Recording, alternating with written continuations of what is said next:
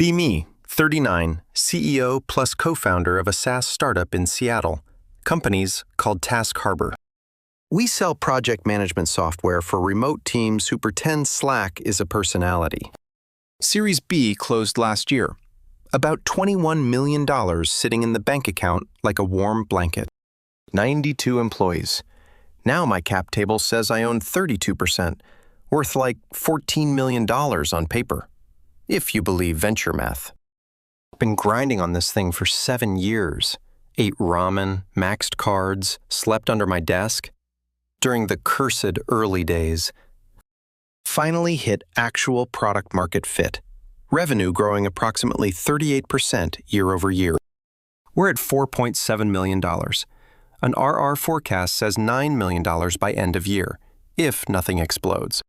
Live in a converted loft in South Lake Union. Exposed brick, stupid expensive. Smells faintly like cold brew and ambition. Drive a Lucid Air, because I'm that guy now. Wardrobe is all neutral tones and minimalist brands that cost too much for plain fabric. Curated tech feminist vibe, even though I'm a dude. LinkedIn bio basically says I'm building the future of work, one inclusive team at a time. Get invited to DEI panels and founder chats. Small Twitter following that mostly yells at other founders. Being the face of the company is like being a mascot with a calendar. My co-founder is Ethan, 42. He's the CTO. He built the original product, wrote the first 60,000 lines of code like some monk copying scripture. Not a people person. Classic engineer brain. Lives in hoodies and beat-up New Balances. Works 70-plus hour weeks without blinking. Barely speaks in meetings, just stares, then goes back to coding. We've had tension for years.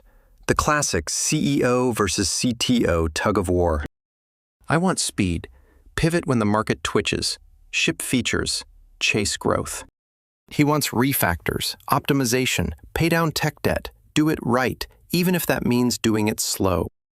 I'm out doing podcasts, courting investors, pretending I enjoy networking. He's in a windowless room at 2:17 a.m., hunting down some production bug, like it's personal.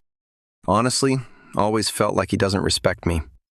In board meetings, he'll just flatly contradict me on technical stuff. No softening, no let's discuss. Just, that won't work, or that's not possible. Makes me look clueless in front of people who wire us millions. Feels like he's cutting my legs out from under me. I bring it up in our one-on-ones. He does the little shrug thing. I'm not trying to undermine you. I'm just stating facts. Yeah, cool. Your facts still make me look stupid. Like, yes, he knows more about code than I do, but I'm the CEO. My job is direction and momentum. Leadership isn't supposed to get steamrolled by the guy who can explain Kubernetes. Lately, it's gotten worse. Way worse. We hire a new engineering manager, woman named Vanessa, 30, MIT grad. Smart, ambitious, communicates like a normal human. Everything Ethan isn't. I clock her immediately as future leadership material. Could be VP engineering someday if she keeps it up. But Ethan keeps shooting her down, rejects her proposals, shuts down her ideas mid-sentence, treats her like an intern, asking dumb questions. Vanessa starts coming to me after meetings, frustrated, eyes red, voice shaky, not full sobbing, but close enough that it makes my stomach twist. She's like, he won't even listen. He just decides it's not a priority, and that's the end of it. I try to bring her suggestions to Ethan myself. Same wall. Not important right now. Engineering meetings get worse too. I'll raise a concern about timelines or resourcing. He talks over me, dismisses it, keeps going like I didn't speak. It's so consistent, it starts feeling scripted. I'm like, this is textbook toxic tech bro. Gatekeeping, protecting his territory, keeping women in support roles, the whole gross pattern. I start documenting it. Dates, quotes, who was there, screenshots of Slack threads, little notes in a private folder, like I'm building a murder board. While that's happening, I'm pushing culture changes hard, making it happen on purpose. Hire a VP of People and Culture. Woman named Lauren, 41, very progressive, very polished, speaks in complete sentences that end with accountability. She rolls out new policies fast, inclusive language guidelines, bias training, mandatory sessions on allyship, bystander intervention, how to call out microaggressions without getting HR'd. The engineers hate it immediately. Of course they do. They always treat any change like it's a ransomware attack. Ethan especially. After the first training, he emails me. Subject line, training. Body is basically, that was a waste of 4 hours. We have a product to build. The team is already stretched thin. They should be coding, not sitting in seminars. No hello, no nuance, just contempt. I forward it to Lauren with one line. This is what I'm dealing with. Because yeah, this is the problem. In one email. Fast forward to board meeting in early April. I'm presenting Q1 numbers. Revenue is a bit behind plan. Not catastrophic, not we're dead, but enough that everyone does that quiet investor frown. We're trending up though, so I sell it as a temporary dip. Then Ethan presents the engineering roadmap. It's conservative as hell. Spend Q2 on infrastructure. Pay down technical debt. The codebase is fragile. Too many production incidents, customers complaining, on-call rotations turning into trauma bonding. One board member, older guy named Richard, asks the obvious thing. Can't you do infrastructure and still ship new features? Ethan doesn't even hesitate, shakes his head like he's tired of explaining gravity. Not with current headcount and sprint capacity. We're at roughly 80% utilization. We either slow feature work or we hire more. I jump in immediately. We can do both. We have the funding. We have runway. We need to move faster. Because that's my whole job. Push forward.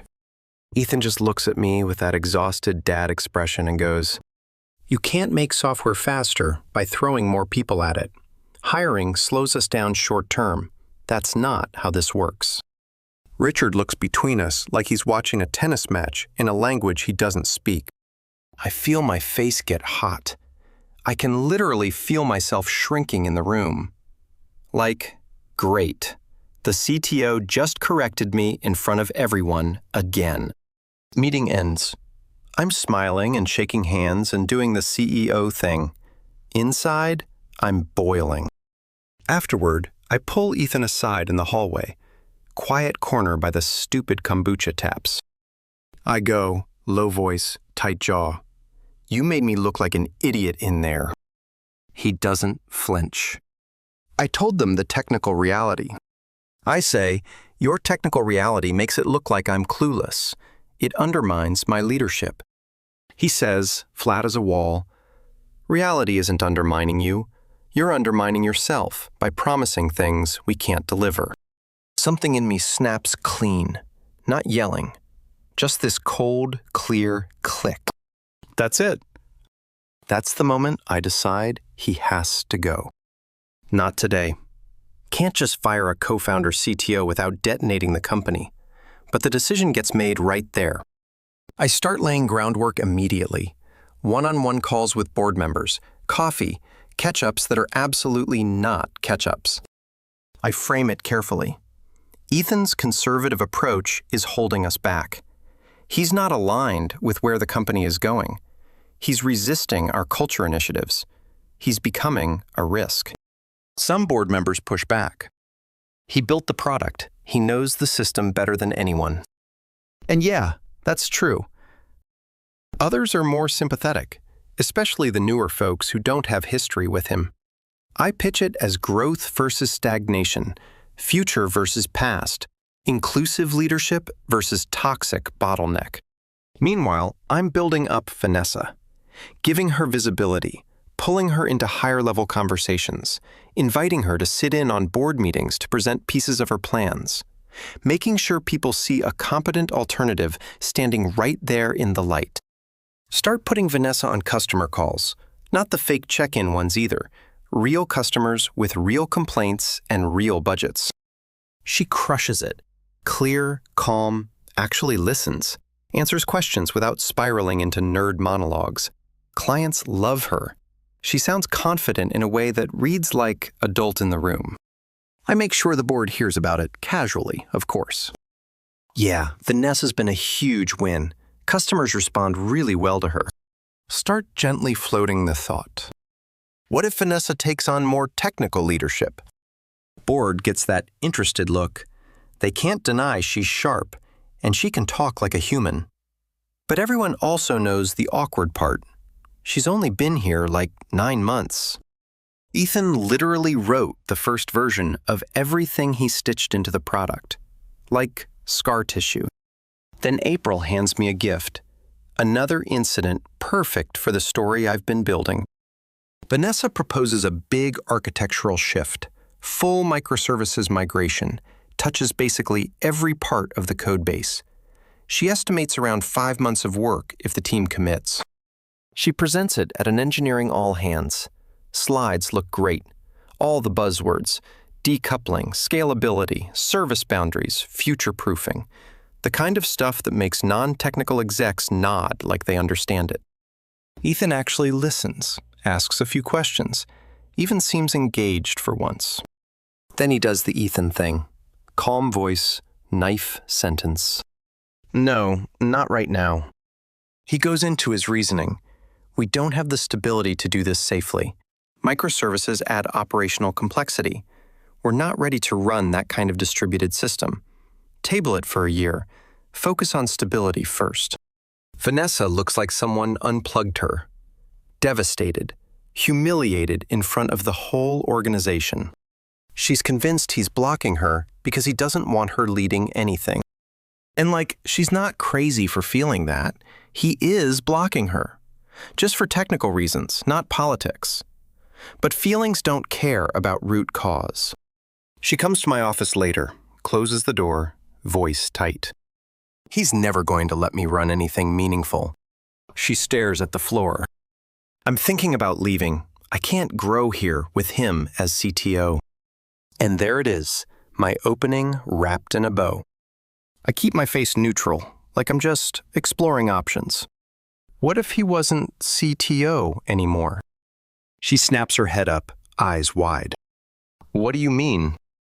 I lean back like I'm pitching a totally normal idea. I mean, what if you were CTO? What if you led engineering? She goes quiet. You can see her brain buffering. Then she whispers the obvious. He's a co-founder. You can't just fire him. Let me worry about that. Pause. Would you even want the role? She hesitates. Then the ambition wins. Yes, obviously, but I don't have his experience. I hit her with the line I already rehearsed. You have the right leadership style. That matters more than years spent staring at logs. She doesn't fully believe me, but she wants to. Next 2 weeks, I go full operator mode, building the case like I'm prepping for trial. Document every time Ethan contradicted me in meetings, every time he brushed off culture initiatives, every time he shut down Vanessa or other women engineers.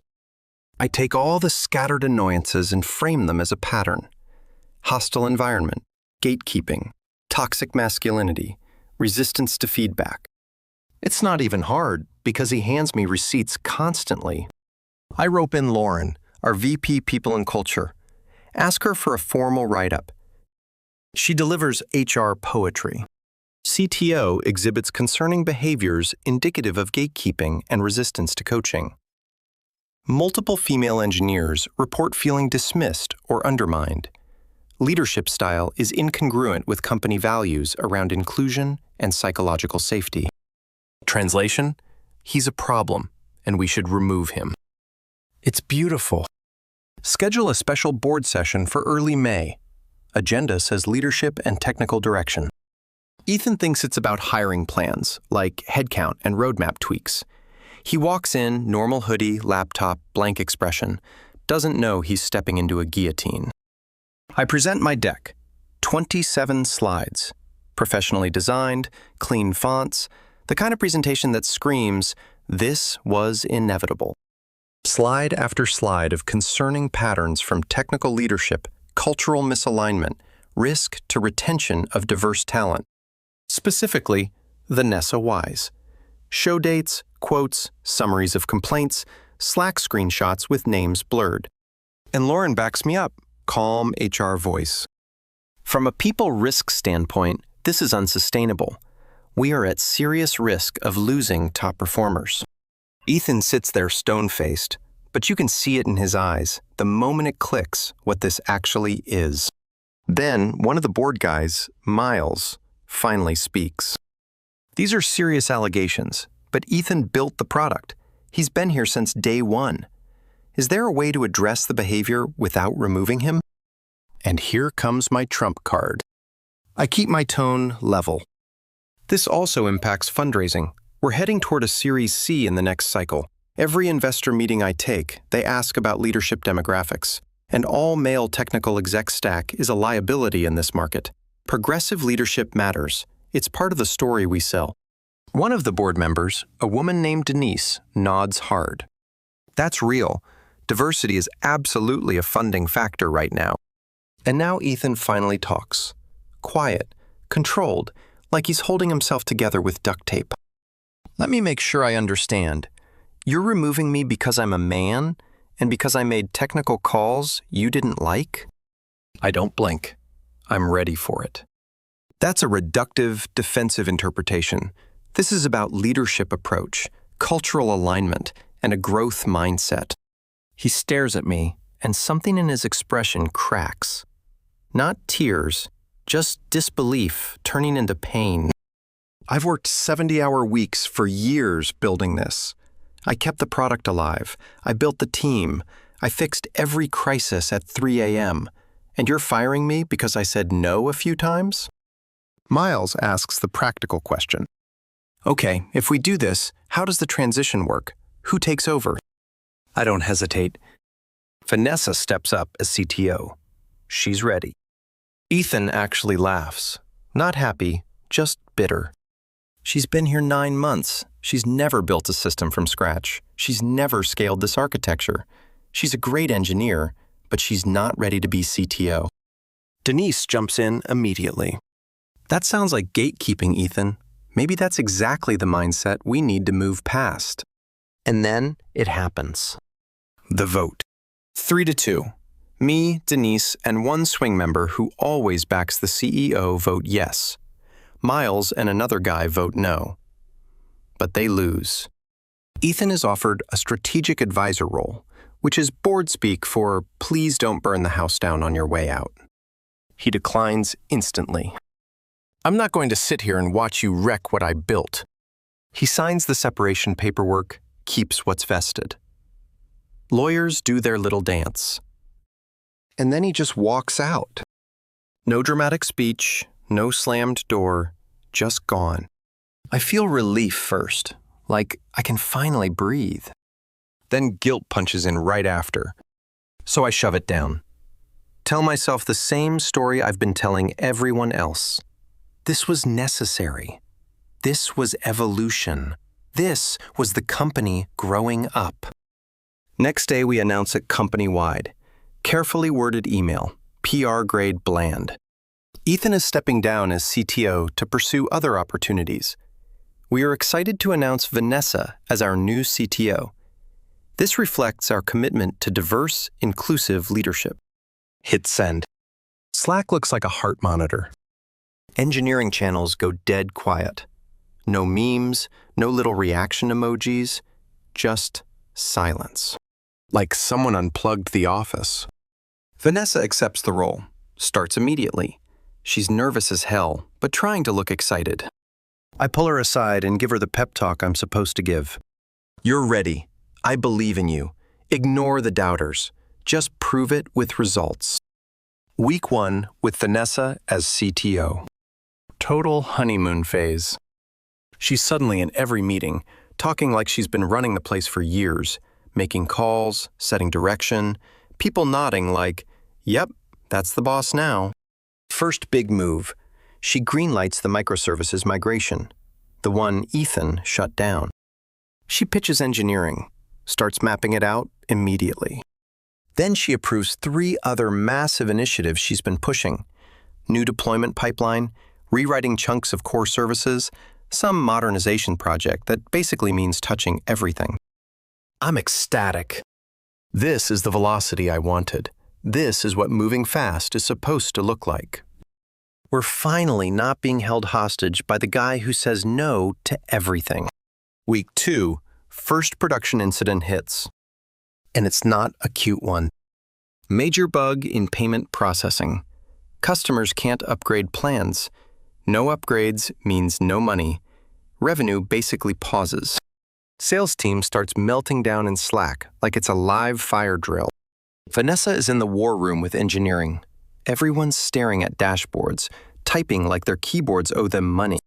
Takes a little over 5 hours to fix. Turns out, the bug is tied to some old billing code Ethan wrote ages ago. One of the senior engineers, dude named Mark, is the one who cracks it. He's the quiet guy who actually knows what's happening.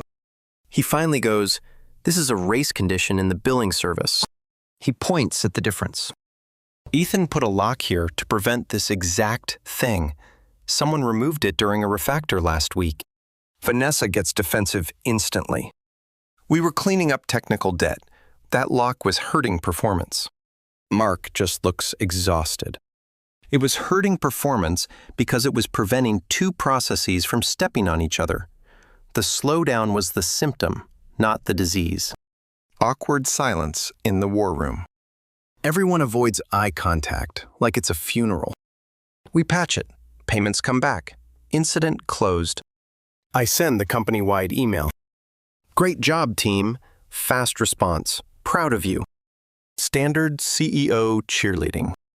But privately, I'm staring at the clock. 5 hours of downtime is brutal. Week 3, another incident. Database migration goes sideways, takes down the whole product. Not partial, everything dead. Customers can't log in. Support queue explodes. We're down for almost 4 hours. Customers are furious, and this time it costs us 2 big accounts. Finally, churn. They were already flirting with leaving. Outage pushes them over the edge. About $55,000 ARR evaporates in a day. Engineering is stressed out. On-call looks like a hostage situation. People working until their eyes go glassy.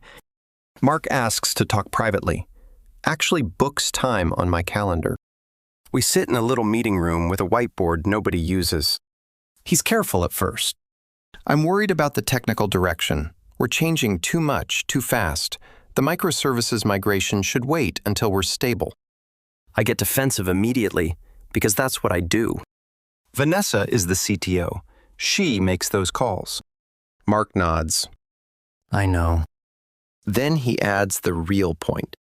She's new. She doesn't know this codebase like Ethan did. And I snap right into the frame I've been living in. So you're saying she's not qualified because she's a woman? Mark looks like I slapped him. What? No, I'm saying she's new. That's literally a fact. I lean forward, cold voice. It sounds like you're undermining her because of bias. He throws his hands up. I'm trying to help. I'm trying to prevent more outages. I cut him off. Then support your CTO, or find somewhere else to work. He leaves looking completely drained. And for like 10 minutes, I feel powerful, righteous. Like I defended progress against the old guard. Month 2, things start deteriorating fast. We rack up 9 production incidents in 5 weeks. We used to average 1 per month. Now it feels like there's a new fire every other day. Customers start saying the word reliability in that threatening tone. Churn ticks up. Support team is begging engineering to stop breaking things. Engineering is working nights and weekends. Morale tanks. It's palpable, like walking into a room where everyone's holding their breath. Then the resignations start. 3 senior engineers quit. All guys. All Ethan's original hires. They don't even give real reasons, just that bland HR line, pursuing other opportunities. No feedback, no exit drama, just gone. And that scares me more than yelling would, because it means they've emotionally checked out. I start panicking internally, but I can't show it. If the CEO freaks out, everyone freaks out. So I double down on supporting Vanessa publicly. The problem is, she's drowning. She's clearly over her head, working like 80 hours a week, but she won't admit it. Won't ask for help. Won't slow down. She just pushes harder, approves more initiatives, more changes, like she's trying to outrun doubt with velocity. Codebase starts feeling unstable. Random things break. Systems that never used to hiccup suddenly fall over. And everyone's exhausted. Month 3, catastrophic failure. Friday afternoon, around 1:50 p.m., whole platform goes down. Not some customers impacted. Total failure. Everything offline. Errors everywhere. Then we realized the scary part, database corruption. And because we've been slicing things into services, it turns into cascading failures across everything. One service can't talk to another. Queues jam. Retries pile up. Logs become unreadable noise. Nobody knows where to even start. Vanessa is in full panic mode, trying to lead while her hands shake. The remaining senior engineers are doing Hail Mary fixes, rolling back, restarting, trying to restore snapshots. Nothing sticks. Hours pass. Customers are screaming. Support team is copy-pasting apologies like robots. Sales is losing deals in real time. People start tweeting about it. Then bigger accounts tweet about it. Then tech Twitter piles on. And sure enough, some tech blog picks it up. Task Harbor suffers major outage. Customers unable to access platform. Cool. Public humiliation on top of financial bleeding. Saturday morning, still down. At that point, it's not an outage. It's a disaster. Vanessa finally breaks, voice cracked, eyes red. She says it out loud in the war room. I don't know how to fix this. The architecture is more complex than I understood. Mark is still here somehow, one of the only seniors who hasn't quit yet. He speaks up carefully. We need Ethan. He's the only one who knows this system deeply enough. I immediately resist. Pure instinct. Absolutely not. We can figure this out. Mark doesn't even argue emotionally, just states it like math. We've been trying for 17 hours. We need him.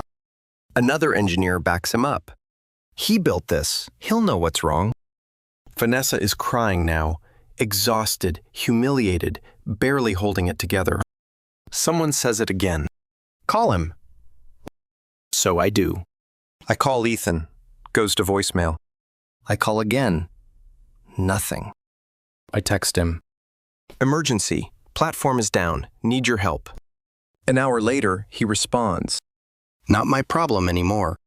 I text back instantly. Please, customers are suffering. Company is at risk.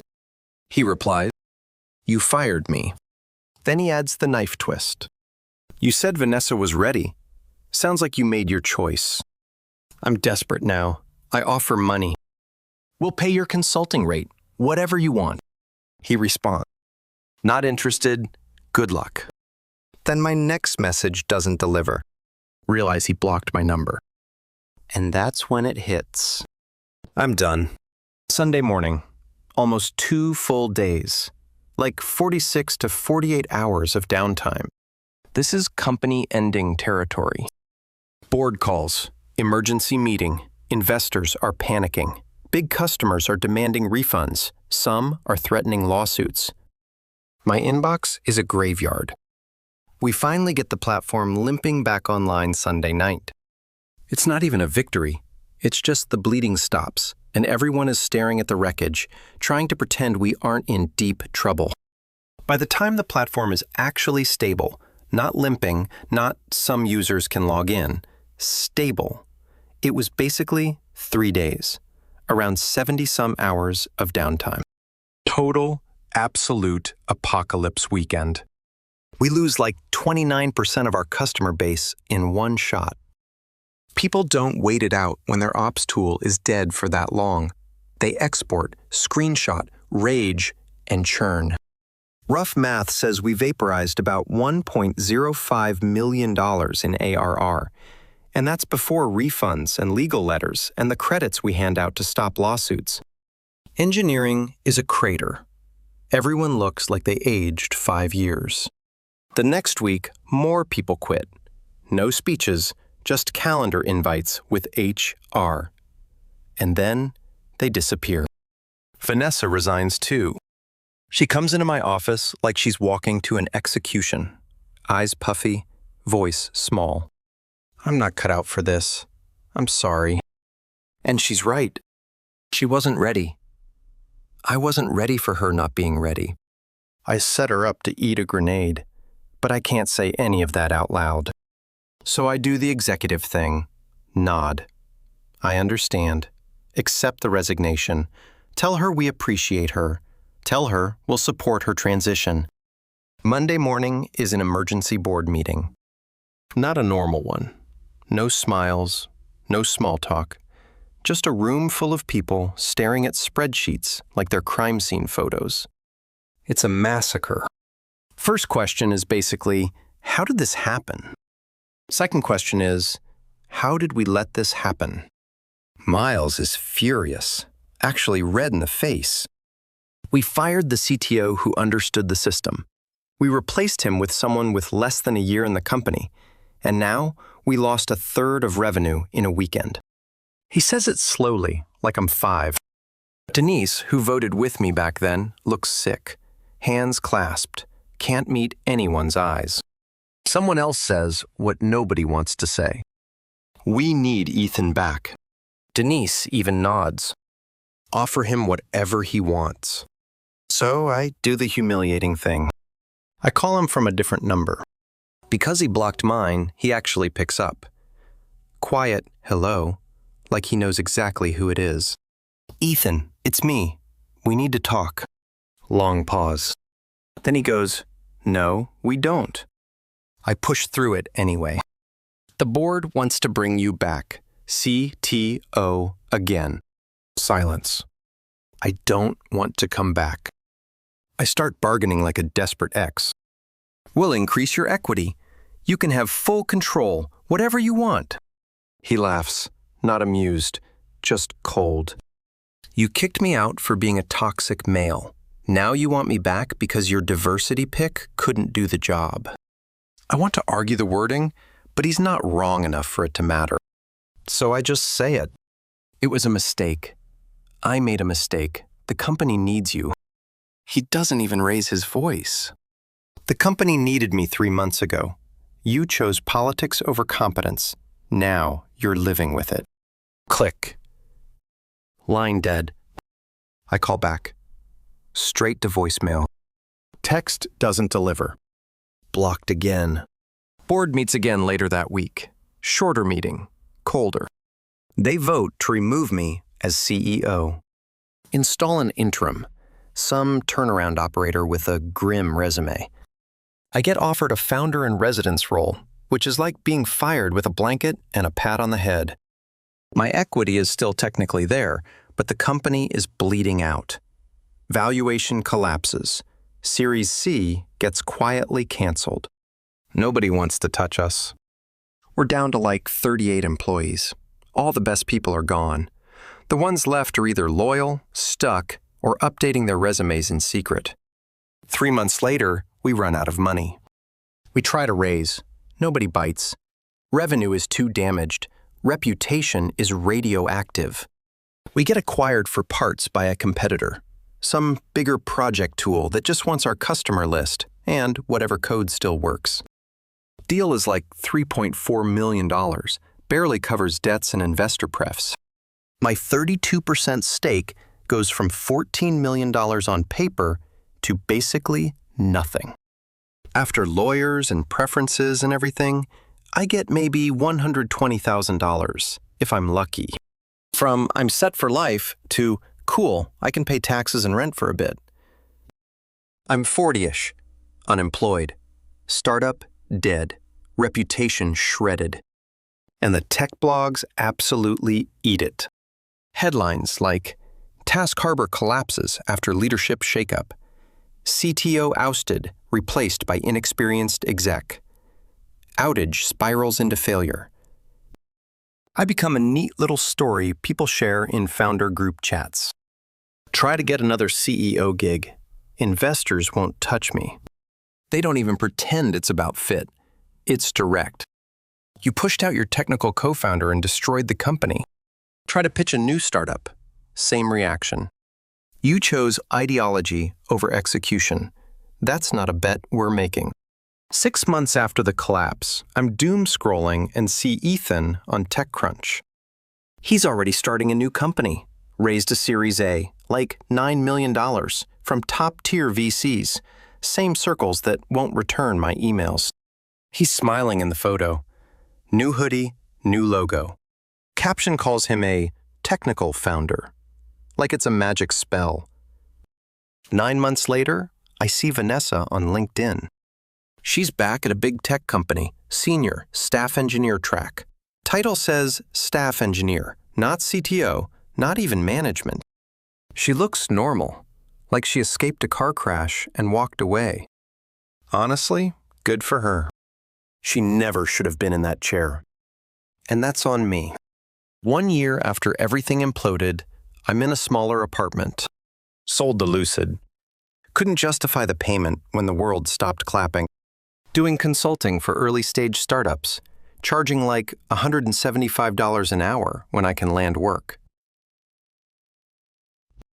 But it's inconsistent. Some months are great. Some months I'm refreshing my inbox like a teenager waiting for a crush to text back. Annualized, it's like $65,000. Used to pull $210,000 salary, plus the illusion of equity. Then I go to a Women in Tech conference. Used to speak at those. Used to have a badge that got me backstage and free lattes.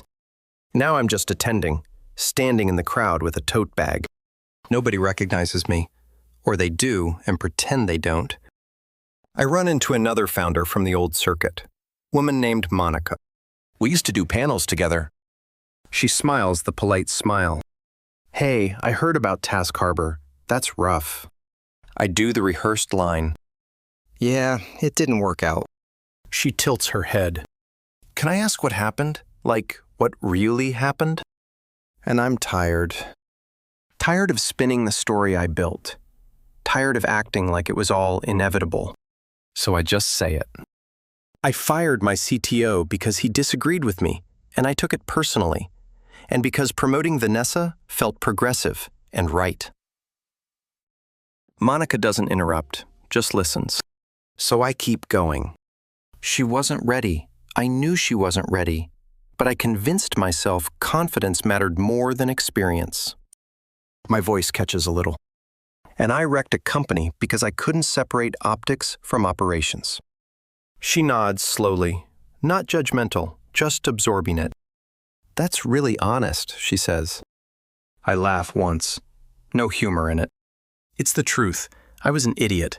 I got ideological, and like 40 people lost jobs because of my ego. We talk a bit longer. She's kind, doesn't pile on.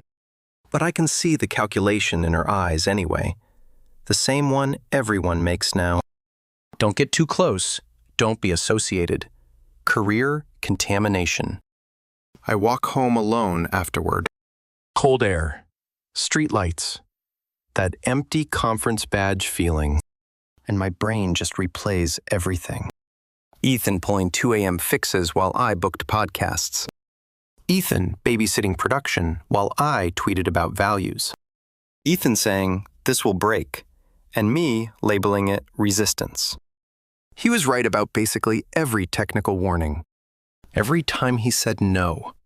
Every time he slowed us down. And I couldn't hear it because I was so sure I was the adult. So sure his maleness was the core issue. So sure Vanessa could do it because I wanted her to. And it cost me everything. Cost everyone everything. Product gets shut down eventually. Customers get the "Please migrate" email. Support inbox goes quiet. Employees scatter to other companies. All that time, all that potential, gone in a few months. Because I yanked out the person holding the wiring together and replaced him with someone who didn't know where the breakers were. Not because she was a woman. Not really. She could have been great someday. But because I prioritized what it looked like over what it actually was. Because I wanted the story more than I wanted stability. Because I thought leadership meant saying yes loudly.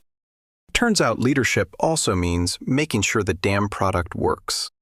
Customers don't care about your values deck when they can't log in. They care that their team can ship work on Monday. 2 years later, I'm full-time at a consulting firm.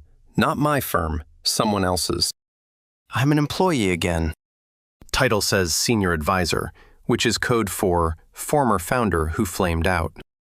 Making like $95,000. Health insurance, 4% 401k match. Normal job. Fine job. But it's not what I used to be. I used to be the CEO of a venture-backed company. Used to be on stage. Used to be someone. Now I'm the guy who fired his CTO and cratered the business. That's the headline attached to my name, and it follows me. I see Ethan's new company again later. Announces a Series B, like $27 million. Hiring spree. I click the job postings like I'm rubbernecking a crash. Requirements are all the same stuff he always cared about. Strong technical skills. Can handle fast pace. Solve hard problems. No language policies. No virtue signaling mission statements. Just, we hire the best. In corporate form. And apparently investors agree. $27 million agrees. Meanwhile, I'm taking the bus to work. 1-bedroom apartment. No lucid, no loft, no future of work speeches. Just me, a laptop, and a calendar invite. And every so often, I remember his voice in that boardroom. Flat and calm. That's not how this works. And how I hated him for it. And how it was still true anyway.